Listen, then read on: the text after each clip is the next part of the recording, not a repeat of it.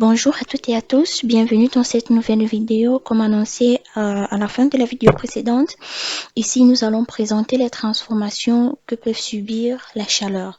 Donc nous allons dire que nous allons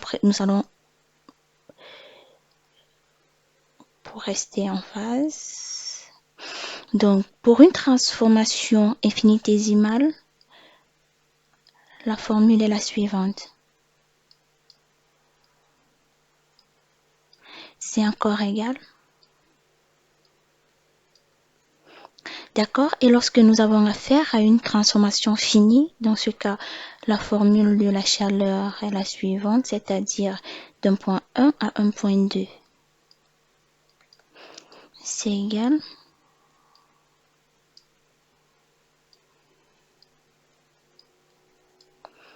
Donc, nous aurons la masse, la température finale moins la température initiale. Autrement dit, MC, la variation de la température. Donc, nous allons présenter l'adaptation de cette formule pour les différentes transformations. Pour une transformation isochore, ça veut dire à volume constant. Nous aurons donc, un instant s'il vous plaît, voilà, nous aurons la chaleur qui sera écrite comme suit. Donc, ce sera égal à M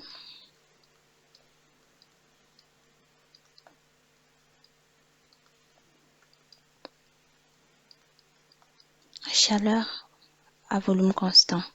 Lorsque nous prenons une transformation isobare, ça veut dire à pression constante, nous aurons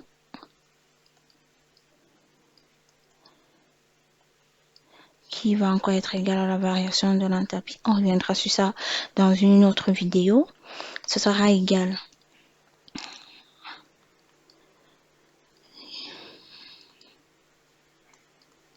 et donc ce sera égal à la chaleur à pression constante. Ensuite, nous avons une transformation isotherme, c'est-à-dire à température constante.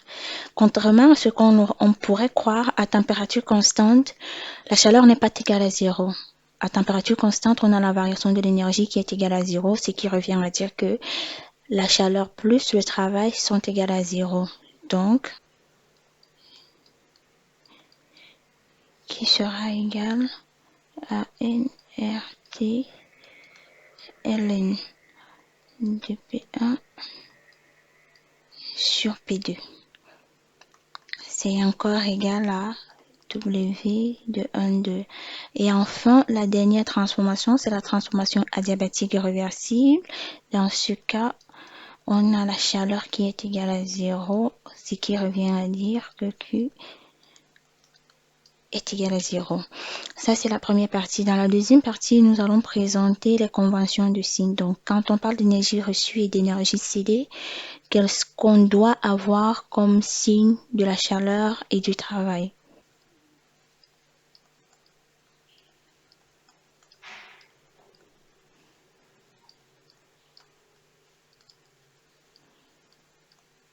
Donc, ici, nous avons la convention des signes. Je vais faire des représentations graphiques et à la fin, on va annoter chaque graphe ensemble. Donc, ici, nous avons l'énergie reçue.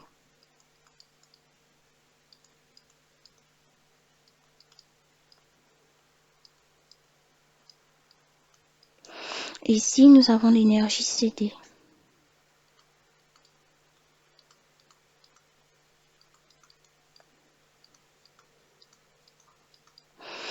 Donc, dans ce cas, lorsqu'on dit que l'énergie est reçue, ça veut dire le travail est supérieur à 0 et la quantité de chaleur est supérieure à 0. Lorsqu'on dit que l'énergie est cédée, on revient à dire que la quantité de chaleur est négative et le travail également est négatif.